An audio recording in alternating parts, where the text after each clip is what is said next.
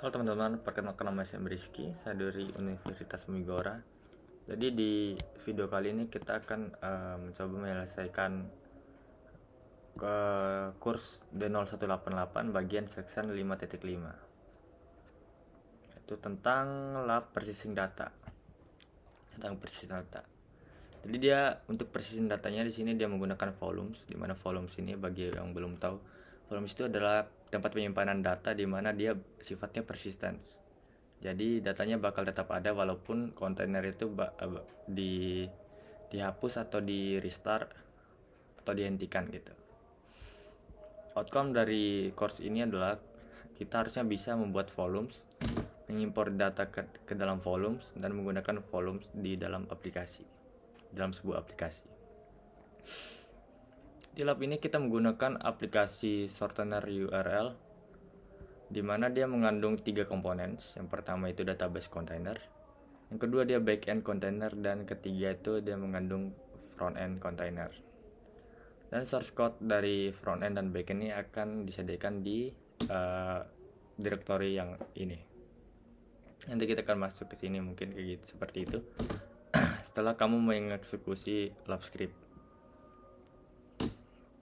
Oke, ini yang perlu diikuti. Jadi pertama itu backend itu menggunakan informasi berikut. Yang pertama, backend menggunakan default values untuk user, password, dan database untuk membuat dia sesimpel mungkin itu. Kemudian backend menggunakan database container, database container untuk meresolve database IP address. Jadi dia bilang di sini jangan mengubah nama dari database kontainernya. Kemudian untuk frontend kontainernya mengikuti informasi berikut. Pertama, frontend itu menggunakan Nginx server untuk meredirect requestnya atau memetakan requestnya dari localhost 8080 ke persisting backend 8080. Jangan mengubah nama backend container. Jika frontend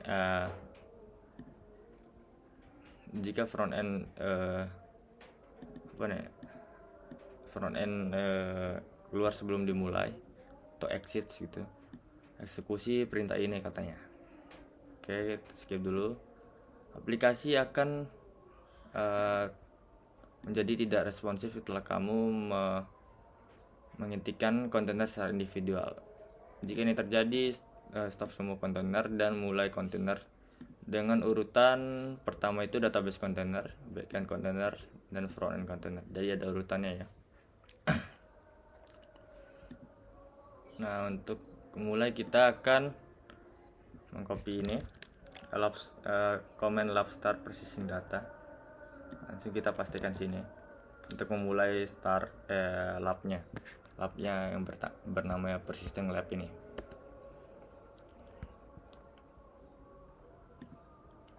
Jadi labnya ini bakal terus mengevaluasi atau mengobservasi itu objektivitas dari course ini. Jadi kita harus membuka terminal baru. Tapi kita tunggu aja dulu sebentar. Katanya keep the script running, jadi biarkan dia berjalan dan kita buka sebuah terminal window baru.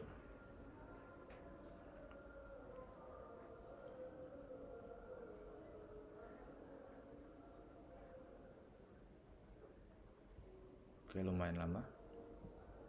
Mungkin sedang banyak yang mengakses.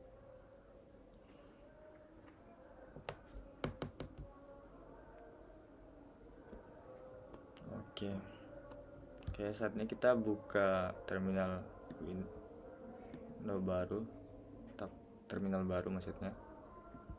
Kita besarin dulu. Mana? Oke, sekali lagi. Oke. Yang pertama, instruksi pertama itu kita akan membuat volume dengan nama dengan parameter berikut. Jadi volume itu akan dipanggil atau dinamai Postgres vol, Postgres strip vol.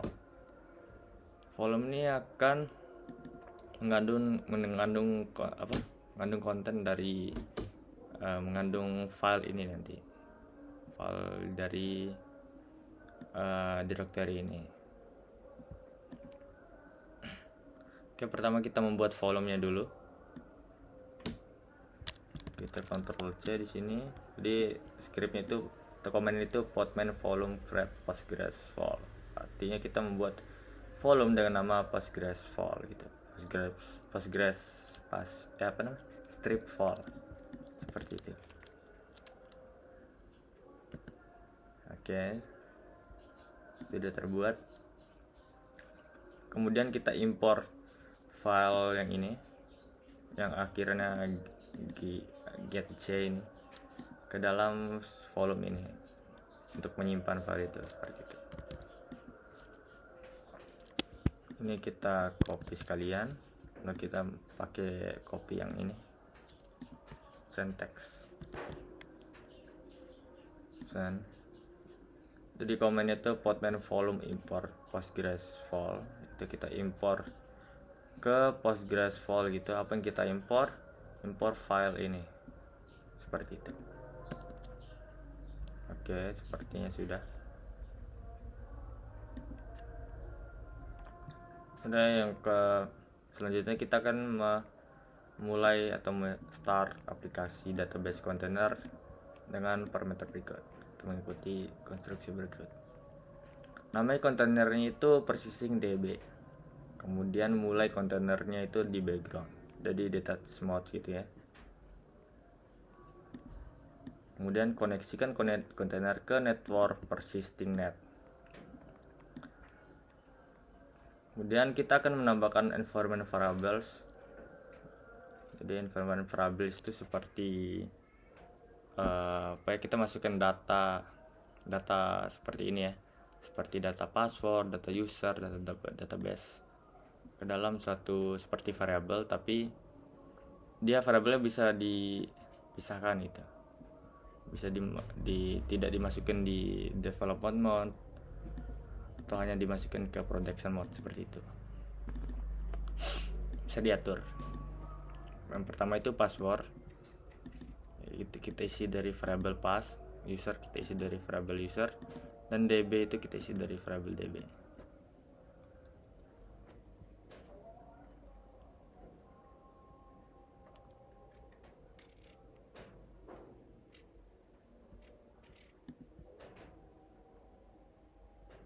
Oke, sebentar. Oh sorry teman-teman, ternyata tadi itu Postgres environment variable itu maksudnya pass itu bukan sebuah variabel, tapi seperti sebuah nilai langsung, seperti sebuah string gitu.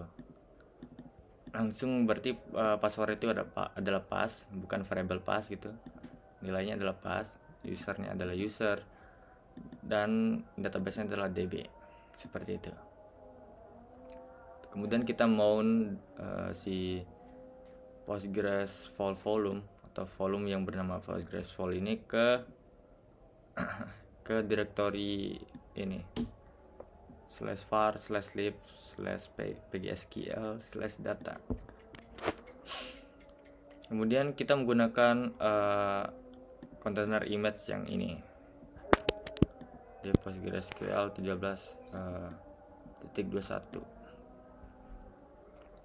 Oke, kita buat dulu persisting networknya. Kita buat network yang bernama persisting net maksudnya.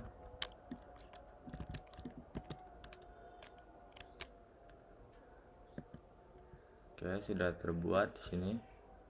Kemudian kita langsung start si database container atau running ke database containernya. Copy saja ini.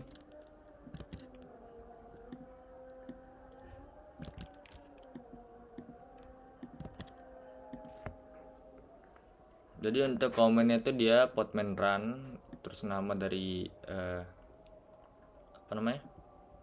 nama dari kontainernya itu persisting db. Terus main D itu detach mode.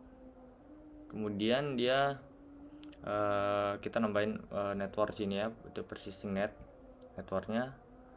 Kemudian kita nambahin environment variables, yaitu ada 3 ya, PostgreSQL user itu nilainya adalah user, kemudian PostgreSQL password itu nilainya pass, dan PostgreSQL database nya nilainya db. Kemudian kita mount di sini, mountnya tipenya itu volume, source-nya Postgres vol, itu dari source-nya itu sumbernya PostgreSQL. Terus destination-nya atau tujuan itu adalah yang ini, sesuai tadi ya, yang ini kita mount ke directory var_lib_pgsql/data ini. Kemudian kita tambahin sini sebagai container image-nya dari registry bla bla bla bla PostgreSQL 13.21. Oke, kita enter saja di sini. Ini akan memulai run si container db-nya, database-nya. Oke, sepertinya sudah. Kemudian kita memulai atau start backend dengan parameter berikut atau dengan informasi berikut. Namanya kontainer itu persistent backend. Kemudian kita run-nya itu di background atau di detach mode. Gunakan environment variable db hosting persisting db. Mengekspor 8080 di mesin root di mesin. Kemudian merutekan permintaan ke port 80 di dalam kontainer. Koneksikan kontainer dengan network persisting net. Gunakan image berikut. Oke, kita langsung aja run si backend kontainernya.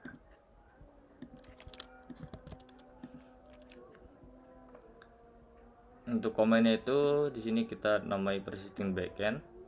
Jadi untuk yang tadi yang database itu persisting namanya untuk database itu persisting db namanya. Kemudian yang backend itu persisting backend, seperti itu. Min-d maksudnya kita merunningnya di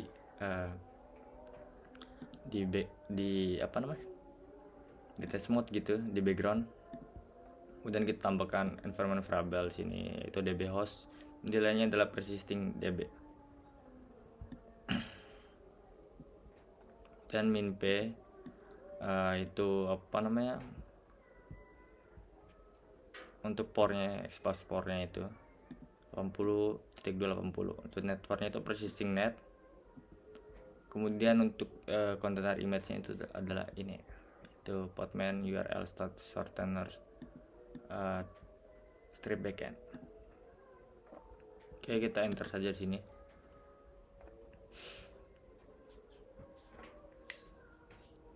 Oke, sambil menunggu kita baca dulu. Memulai front end dengan parameter berikut atau informasi berikut. Namanya kontainernya itu persisting front end. Mulai kontainer di background, sama aja seperti tadi. Connect atau hubungkan kontainer dengan network persisting net. Expose port 3000 di mesin dan merutekan permintaan ke port 80 di dalam kontainer. Oke, kemudian menggunakan container image berikut. Oke, kita copy aja komennya. Kita pastikan menggunakan syntax. Untuk komen itu seperti tadi ya, jadi dia running menggunakan nama persisting front end. Bedanya di di persisting front end, di front end ya. Tadi yang back end, sekarang front end. Di detachment juga itu dijalankan di background. Itu nama networknya itu persisting net. Dan portnya itu 30.280. Dan container image-nya yang ini. Oke, kita enter aja. Oke. Kemudian kita akan menguji aplikasinya di web browser Verifikasi fungsionalitas dari aplikasi dengan mengunjungi laman ini, http://localhost.2/3000. Kita buka browser di sini, ketik aplikasi ke Firefox.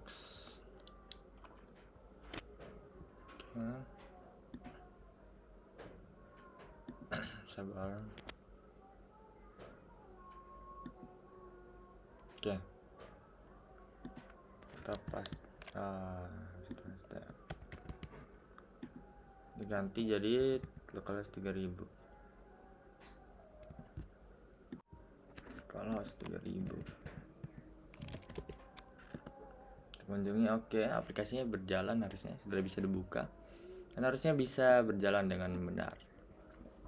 Kita lanjut saja ke konstruksi berikutnya. Di web browser kita tes database dengan yang diimpor, tes database yang diimpor dengan menavigasi ke halaman ini, itu localhost 8000/apia/source/url/ ini. Copy saja. Kita pastikan ke sini, tambah tab baru. Oke.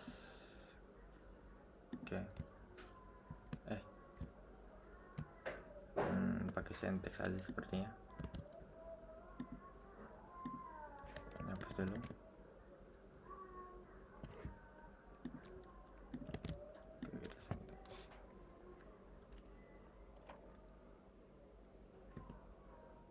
Oke, data impor berhasil, sudah berhasil.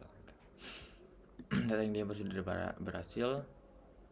Jadi ID ini atau A9 bla bla bla ini, source URL adalah bagian dari database yang diimpor di previous step atau step sebelumnya di Postgres volume. Jadi diimpor ke volume yang tadi itu, yang namanya Postgres vol. Oke, untuk mengakhiri ini kita akan menjalankan command ini di terminal kita. Finish persisting lab.